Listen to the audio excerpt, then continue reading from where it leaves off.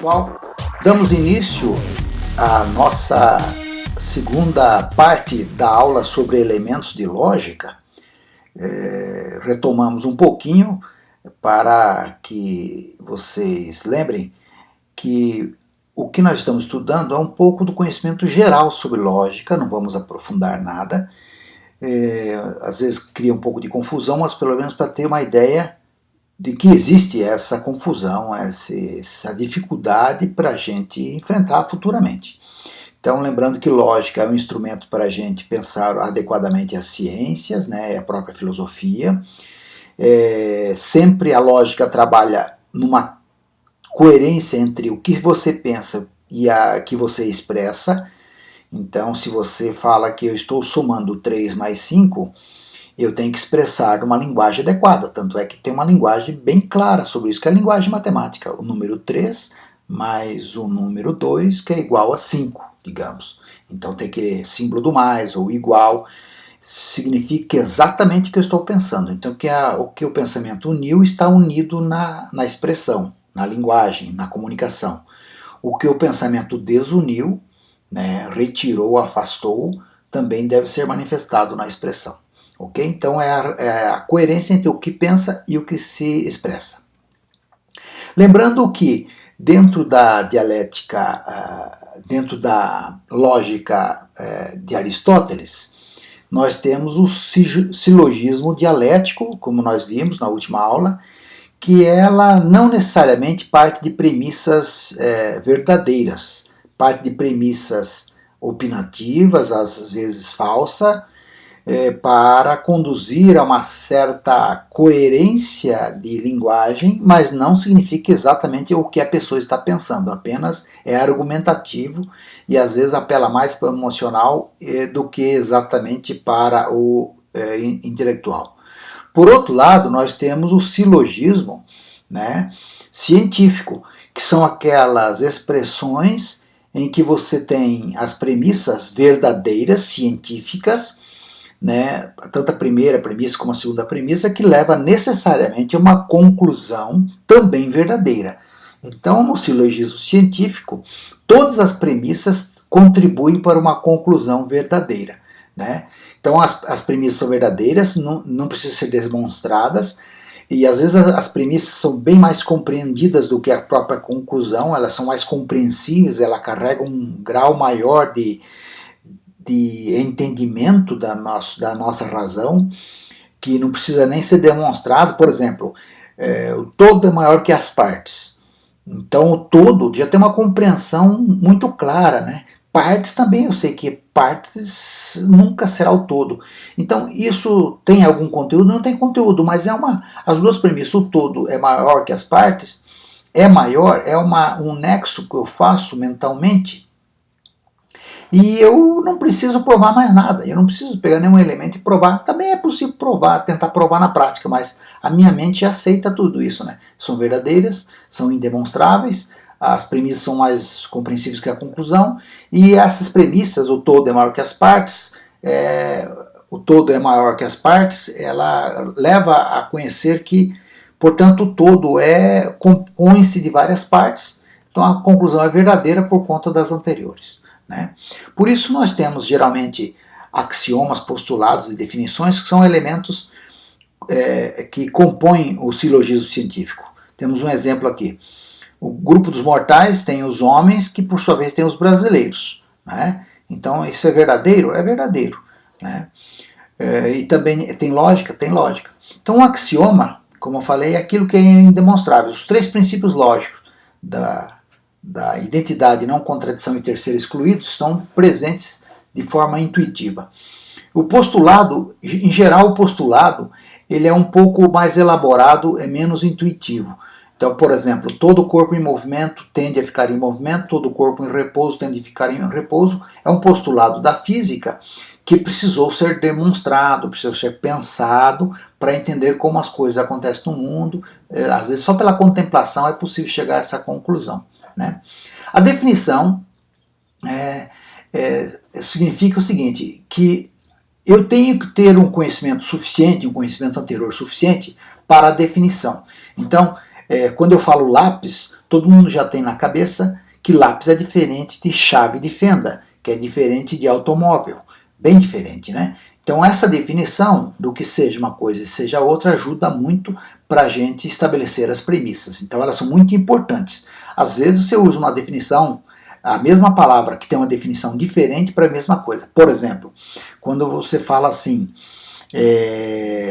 a preguiça é a mãe de todos os vícios e uma mãe tem que ser obedecida. Quando eu falo que a preguiça é a mãe de todos os vícios, essa primeira palavra, mãe, tem uma definição. Significa que é uma causa maior, é uma coisa mais extraordinária, é aquilo que aparece mais. Ela não é exatamente a mãe, é um sentido figurado. E uma mãe tem que ser obedecida também é uma outra definição daquelas que consideram a obediência à mãe um parâmetro ético, moral, familiar muito importante. Então, são coisas distintas que foram usadas para induzir a uma certa lógica. Essa lógica é dialética? Ela é científica? Não é científica. Então o silogismo científico, ele parte das informações, parte da dialética, estabelece princípios, chegou na ciência e hoje a ciência exige então demonstrações, né? As premissas sempre são que não levam dúvidas, indubitáveis. Então a definição e o termo médio, né, o conceito por meio das categorias de próprio Aristóteles, incluindo o indivíduo na espécie e no gênero, significa que é o termo médio, aquilo que define, né, a definição. O homem tem uma definição clara, incorpora a espécie, incorpora o gênero. Definir é encontrar um sujeito, a substância e seus atributos essenciais, seus predicados. O silogismo científico não aceita atributos acidentais. Então vamos ver aqui um exemplo dessa frase. Sócrates é mortal e calvo. Então, Sócrates, eu tenho aí Sócrates, que é uma espécie, né, mortal, que é um atributo essencial. Aqui a frase está um pouco errada, porque devia estar em Sócrates. Essencial que ele é mortal, portanto, jamais se separa de Sócrates a essencialidade de mortal. Agora, calvo, a gente sabe que tem pessoas que podem ser calvas e pessoas que não acontece a calvície. Então esse é um caso acidental. Então eu não posso transformar o acidental em absoluto. Às vezes a gente usa no silogismo dialético, né? Você fala assim, todo brasileiro é inteligente. Então José é brasileiro, portanto ele é inteligente. Então eu peguei um acidental, que nem todo mundo pode ser considerado inteligente, ou todo mundo, enfim, você absolutiza um conceito acidental para produzir uma conclusão do jeito que você pensa. Então esse não é científico, isso é apenas dialético. O silogismo científico, ele sempre trabalha do gênero, que é a grande extensão, com pequena compreensão, até a espécie singular, que é pequena extensão e grande compreensão, inverte-se então, né? Definir é encontrar diferenças específicas de seres do mesmo gênero para chegar à espécie singular, né? E aí, então esse é um caso típico da classificação entre espécie e gênero. Animais, por exemplo, espécie geral, vertebrados e invertebrados, vai diminuindo a compreensão, mas vai aumentando a compreensão e diminuindo a extensão. Espécie particular, mamíferos, aves e répteis. Espécie singular, colibris, pardais e canários, que está dentro do conjunto aves. Então, esse é um esforço lógico para eu entender o que compõe a essencialidade ou não, ou os predicados de cada uma dessas definições, ok? Até eu ter definição de canário, eu digo que canário é uma ave vertebrada do reino animal. Não é suficiente, porque ela é diferente de pardais, então eu posso continuar aqui essa minha definição, ok? Bem, então no silogismo científico, possui então os axiomas e postulados, tem uma definição geral do gênero, da extensão, portanto, e também os atributos essenciais do gênero para ser incorporado depois às espécies, como o silogismo derivado, né? As premissas para o silogismo científico têm que ser, como eu já falei, verdadeiras, essenciais, próprias. O termo médio é exclusivo ao sujeito daquela ciência. Gerais refere-se ao gênero e à espécie. Então, quando eu falo em ciência, por exemplo, aqui eu estou pegando já de Aristóteles, quando o termo médio é exclusivo do sujeito da ciência, então a ciência que cuida da biologia estuda a vida, Por exemplo, Rocha não estuda. Por quê? Porque a essencialidade é ter vida, se mover, se alterar por si próprio, né? Então, ao contrário do reino mineral, que é aquele que não tem vida, altera-se por influência de outros. Então, eu estou descobrindo a essencialidade de cada elemento, de cada ciência, portanto, eu vou chegando então a determinadas conclusões. Vamos fazer uma cadeia dedutiva ou silogística a partir de um postulado de Lavoisier, né, da química. Então, gênero. Nada se cria, nada se perde, tudo se transforma. É um postulado, certo? Espécie geral. Então, eu vou verificar isso. A queima do papel no recipiente fechado diminui o papel. Então, o papel, eu estou pegando nada se cria, nada se perde, tudo se transforma. O tudo aqui eu já diminui para papel, ok? Um recipiente fechado diminui o papel. Espécie singular, diminuição do papel não diminui o peso total. Eu tenho também um peso, né, que é uma referência, no caso, para ver a essencialidade. A essencialidade é o peso. Logo, a queima transforma parte do papel em gás invisível, porque eu vi diminuir o papel, mas o peso não mudou, portanto é algo invisível. Já é uma dedução daquele postulado colocado em prática. Aí chego numa coisa muito particular. O gás é invisível e alguns podem ser perigosos. Bom, aí já passo para outro gênero. Alguns podem ser perigosos. Já aí, opa, todos os gases podem ser cheirados. Então, sucessivamente eu vou criando uma cadeia de novo entendimento. Tudo que é gênero vira espécie singular, que pode se tornar gênero, uma nova cadeia dedutiva. Então, todos os gases podem ser cheirados, é verdade? Se alguns não podem ser cheirados, se aqueles perigosos eu colocar, por exemplo, cheiro, então um gás pode ser cheirado e eu perceber que se aquele tipo de gás é perigoso, eu vou tomar cuidado. Tanto isso que é verdade que o gás de cozinha eles colocam cheiro para as pessoas identificarem que está vazando, porque ele naturalmente é sem cheiro, né? A lógica, até Aristóteles nós vimos até aqui. Agora passamos a analisar a lógica mais moderna, depois da Idade Média, aonde a lógica vai ficando cada vez mais formal e com menos conteúdo, muito mais voltada aos predicados, às relações de predicados, muito mais voltada à linguagem, também à matemática, e a gente vai tentar se aproximar desse conhecimento. Então, desde o início a lógica ela procurou ser formal, mas ela sempre estabelecia alguma relação com o real. Depois, na Idade Média, no Renascimento, passou a ser uma arte de bem pensar, para conduzir a razão, para conduzir as novas ciências. Ainda uma ciência muito contemplativa, sem muita interferência. A lógica atual se preocupa menos com o conteúdo e mais com a forma. Isso começou com Leibniz, um filósofo e matemático alemão, que começou a trabalhar a linguagem matemática como um ideal de lógica perfeita. Então tem vários símbolos matemáticos. O símbolo da soma, por exemplo, vem de Leibniz, que ele passou a usar esses símbolos, né? Várias outras lógicas foram desenvolvidas, como a lógica booleana, que eu vou passar adiante, que colocou o princípio do pensamento matemático dentro da lógica. E quando a gente fala em pensamento matemático, não significa exatamente números, são símbolos, relações e tudo mais. Então, surge uma nova concepção de lógica. O conteúdo das afirmações não compromete a validade dos raciocínios. Então, se eu tenho determinadas informações e eu coloco um elemento lógico, né?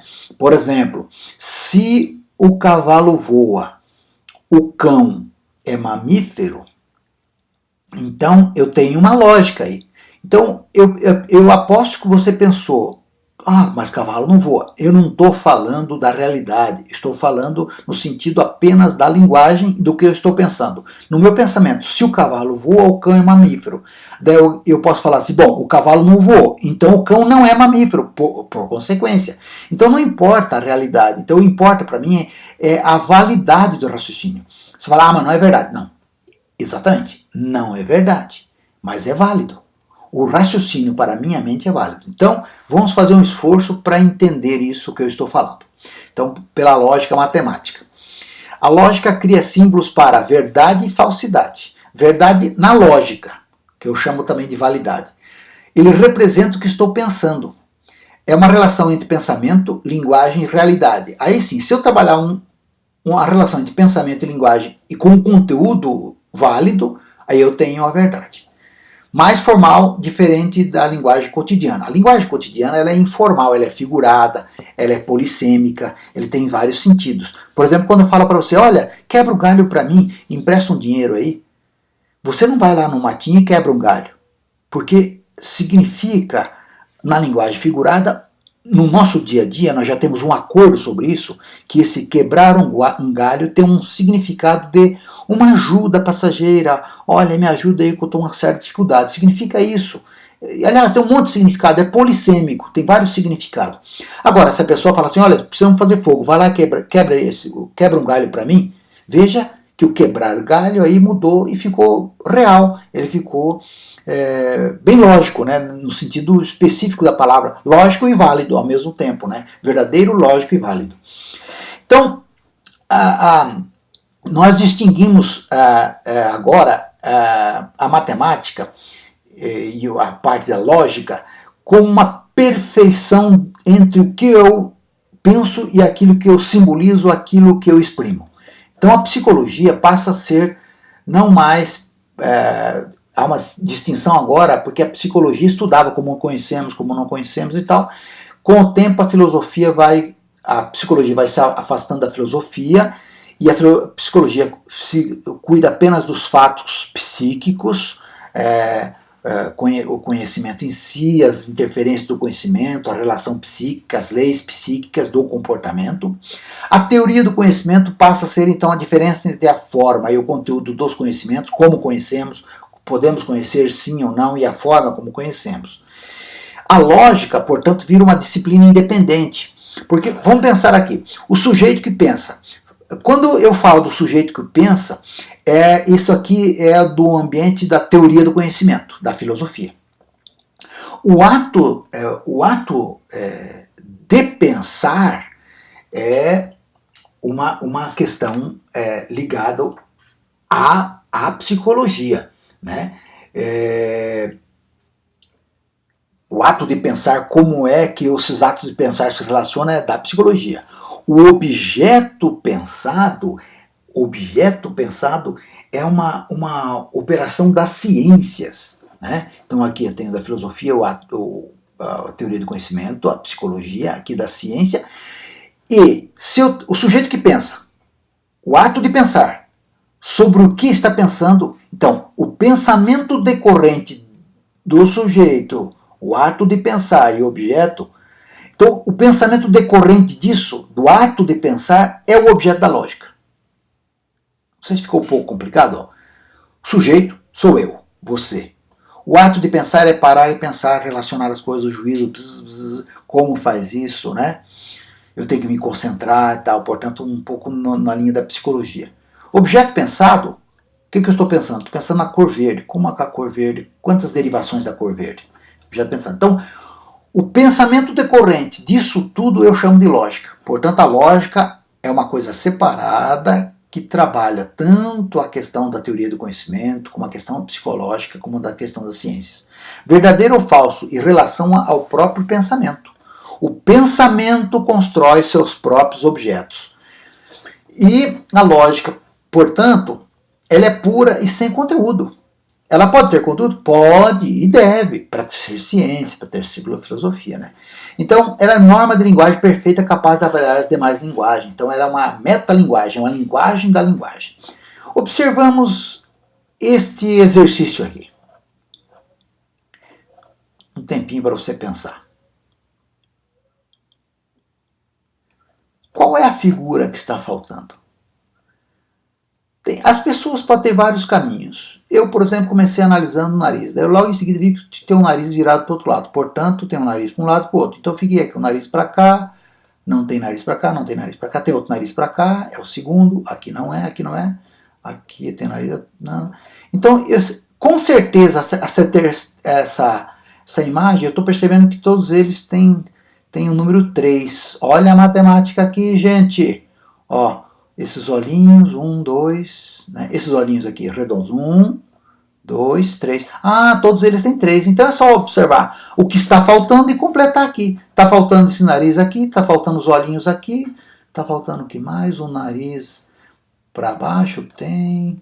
O nariz já resolvi. Percebe que estou faltando com a lógica? Ah, o olho quadrado, o olho...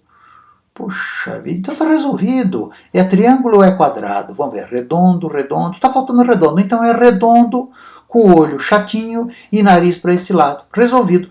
Percebe que eu fiz um caminho para descobrir a imagem? Então, qual o conteúdo disso? Nada, é apenas a lógica matemática. Usei um número para chegar, inclusive um número não, também as formas, né? Números e formas. Vamos ver esse outro exemplo aqui, esse outro exercício. J é diferente de Y. J mais A é igual a Y. Se J mais A é igual a Y, então implica que A é diferente de Y. Certo? Porque o Y sempre vai ter o A dentro dele e mais o J. Portanto, implica em diferença. Será que essa lógica é válida ou inválida? Eu assinalaria válida. Vamos ver essa outra aqui. O y é igual a x mais 2. X é diferente de zero.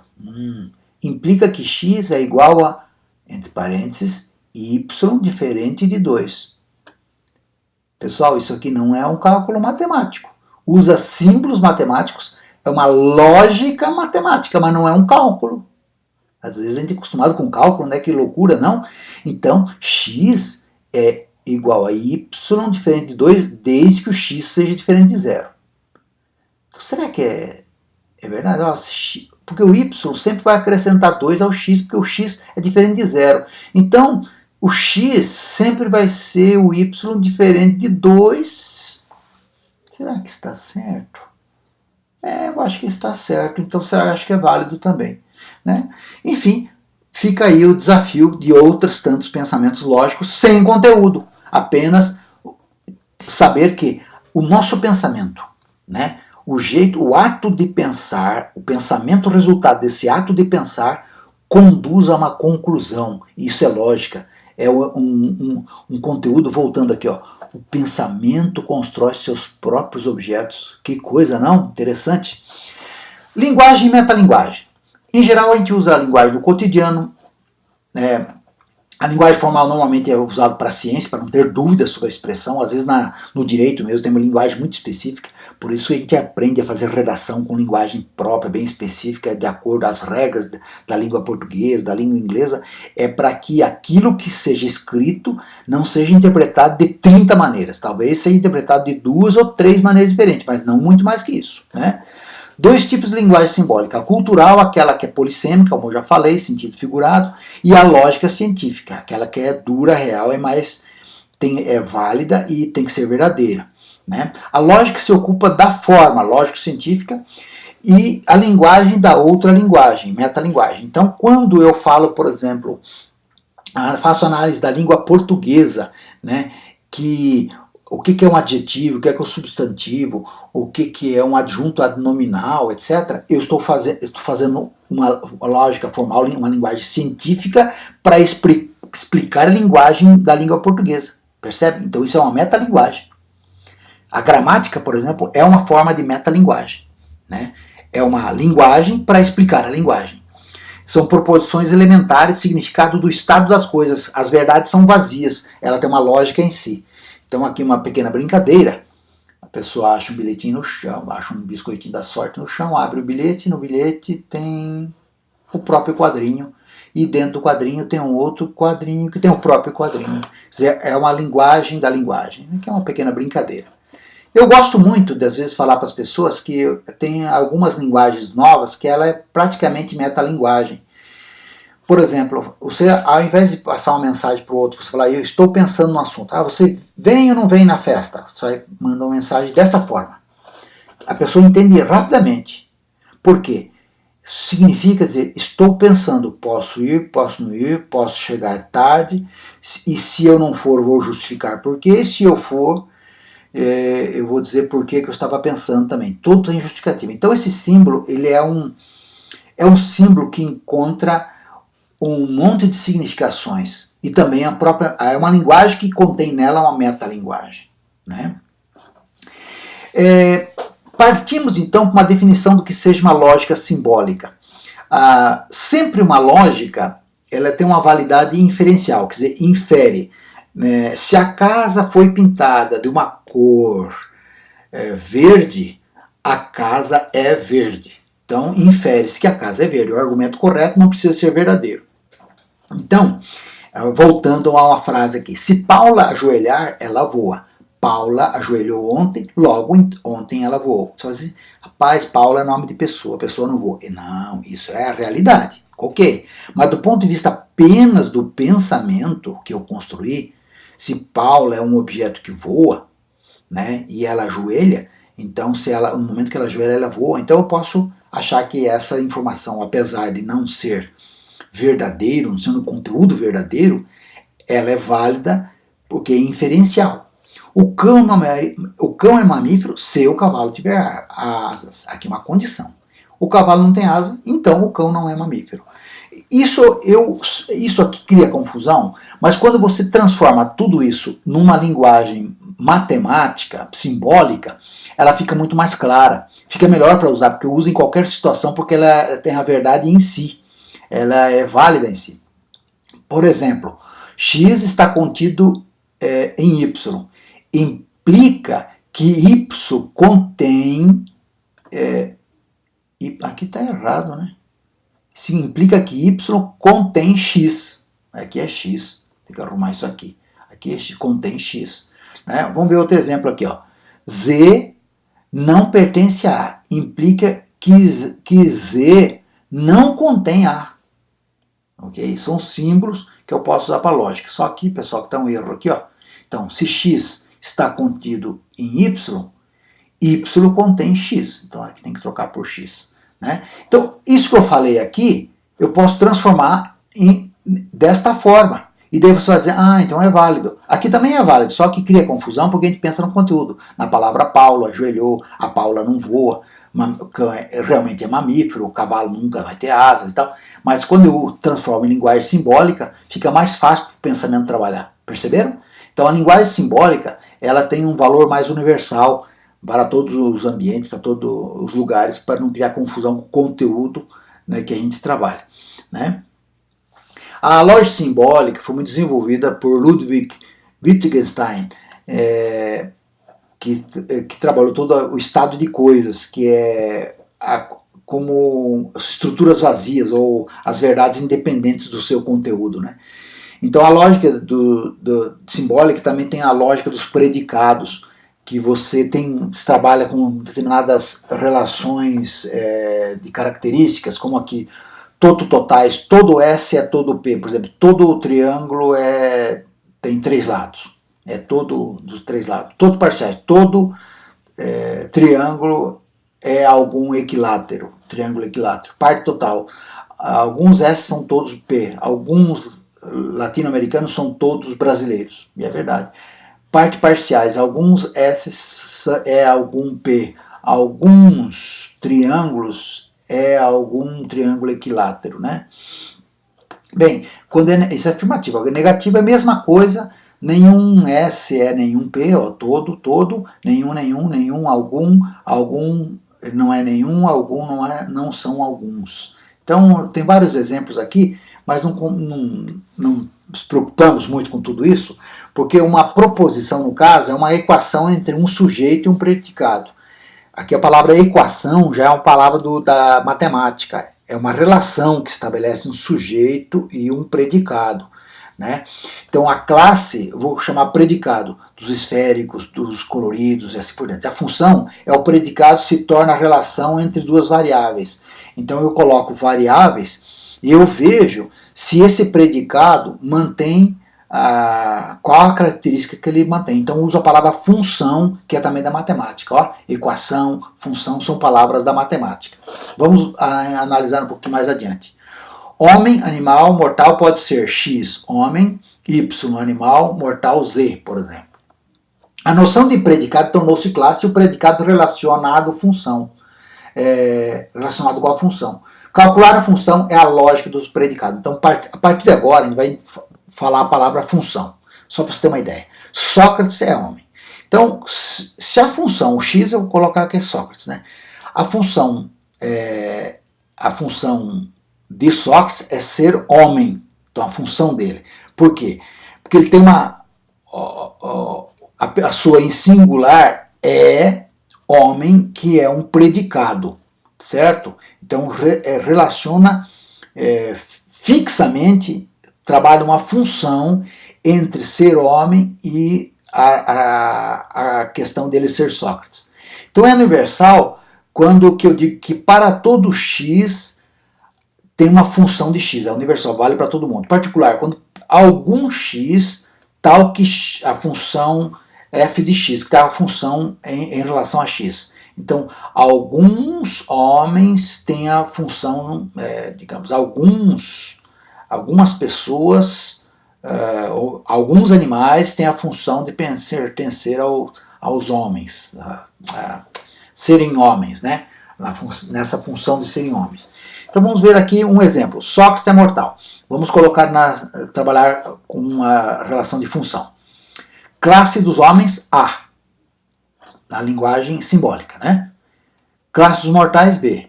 X é Sócrates. Então, Sócrates, numa relação em que Sócrates pertence à classe dos homens,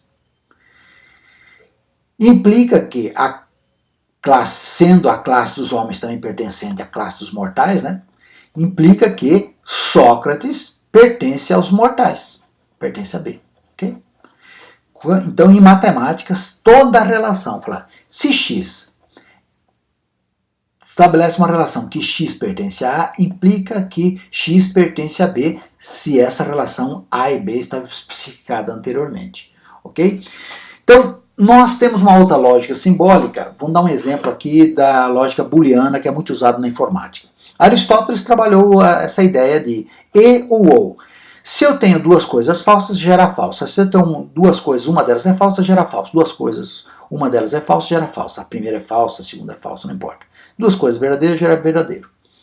Agora, se eu tenho uma coisa que é falsa, gera... as duas, a condição é... Opa, aqui tem alguma coisa errada?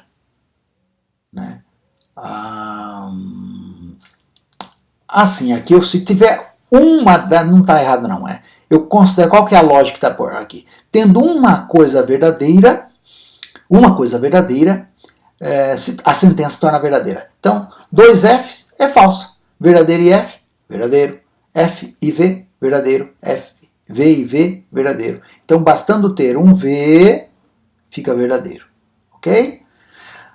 Na lógica booleana, no número binário, qualquer número ligado, aqui vamos pensar no computador.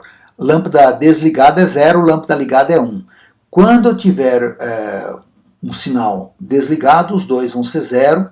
Tendo um desligado é 0, tendo um desligado é 0, os dois ligados é 1. Quando é ou, né, um deles estiver ligado, acende a lâmpada, então aqui não acende a lâmpada, aqui acende a lâmpada, aqui acende a lâmpada, aqui acende a lâmpada. Então, ou conduz energia, né? Pensando no computador, lá na memória do computador.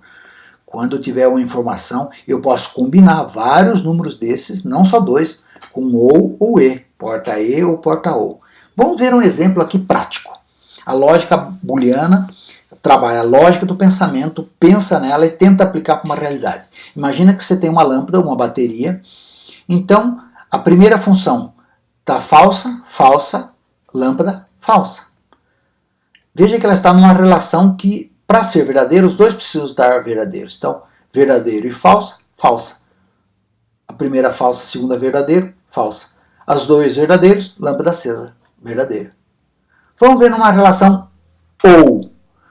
Estando uma delas ligadas, né, ou uma ou outra, né, vai dar verdadeiro. Falsa, falsa, falsa. Verdadeiro, falsa, verdadeiro. A energia passa por aqui. Ó. Aqui, falsa, verdadeiro, verdadeiro. A energia passa por aqui. Verdadeiro, verdadeiro, verdadeiro. Se a gente voltar, ó, verdadeiro, verdadeiro, verdadeiro. Verdadeiro, verdadeiro, verdadeiro. Ok? Aqui também, aqui falsa, falsa, desligado, desligado da falsa, desligado, desligado da falsa. Aqui, porque aqui a condição, lá a segunda condição era ou, a primeira é e. Ok? Então vamos ver aqui. Tem uma outra lógica, na lógica simbólica, que é a lógica das relações. né? Então a relação é maior que, menor que, perto de que, diferente de que. Então essa relação é x e y, x na relação de y. Esse é muito usado nessa lógica das relações. Verdade e falsidade dependem dos valores e das proporções das inferências. Por exemplo, eu posso chegar assim e falar assim, 5 é menor que 4. Então é uma relação verdadeira. Eu posso falar assim, estabelecendo relação,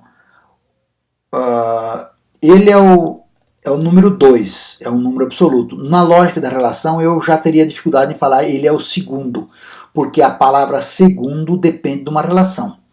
Porque se você vai no campeonato e tira o segundo lugar, necessariamente tem que ter o primeiro lugar, não é verdade? Porque é na relação. Se você está competindo sozinho, você não consegue ficar em segundo lugar, porque essa é uma lógica da relação. Se eu vou dar um exemplo na minha vida. Eu fui lutar judô e tinham 4 inscritos e eu tirei terceiro lugar. Por que eu tirei terceiro lugar? Na lógica de relação, é porque um deles faltaram e eu perdi as 2 lutas. Então, eu não tinha como tirar quarto lugar, porque o quarta pessoa faltou. Então, eu podia ficar em quarto lugar, porque era muito ruim na luta, né? Na lógica de relação, poderia ficar. Mas como faltou um, eu fiquei em terceiro lugar. Então, eu não poderia ficar em primeiro lugar, porque eu perdi. Em segundo lugar, poderia, se eu ganhasse de um deles, poderia ganhar em primeiro lugar, se eu ganhasse de todos. Mas eu jamais ficaria em quarto lugar. Por quê? Porque não tinha 4 concorrentes, percebe? Então a lógica das relações tem isso. Então não é um número inteiro. Eu era o número 4? Não. O número é absoluto. A relação é ordinal. Primeiro, segundo, terceiro, quarto, quinto. Ok? Tanto é que não existe antes do primeiro. É 0? Não tem. Porque sempre numa relação começa com o primeiro. Né? Então a conjunção e, quando junto as coisas, negação não, disjunção ou isso ou aquilo, implicação se, acontece isso, acontece aquilo. Vamos ver aqui uma relação se, na mesma lógica booleana, numa condição se, é diferente daquelas outras. Olha aqui o resultado, vai dar V, F, F, V. Por quê? Qual que é a relação aqui? Se um deles for F, vai dar falso? Não. Veja aqui, descobriram? Se os 2 valores forem iguais, dá verdadeiro. F, F, verdadeiro. V e F, falso. F, V, falso. V e V, verdadeiro. Qual a relação C? Se forem iguais, dá verdadeiro. Percebe? Se tem uma relação lógica, se aplica em algum lugar, se aplica na computação, se aplica na matemática, faz várias relações, se aplica na transformação de números binários em números decimais, hexadecimais, assim por diante. Essa relação lógica entre números, né, que é um exercício importante que a gente fazer para entender como, por exemplo, funciona o teclado de um computador. Tem uma lógica que implica em combinações e tudo mais, que trabalha dentro da computação, por exemplo, nos dias atuais. Bem, gente, é isso aí. Até a próxima. Tchau!